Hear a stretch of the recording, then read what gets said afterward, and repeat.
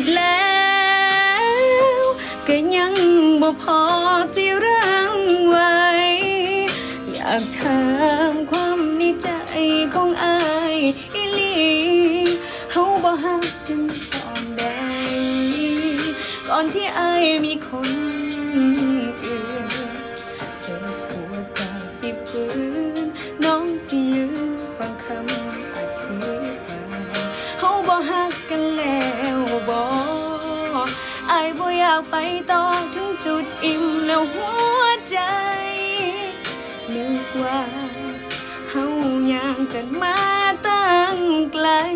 แต่ว่าอายทิ้งไปตั้งโดน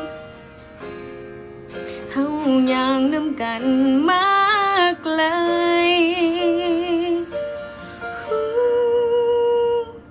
หัวใจเฮาย่างไปคน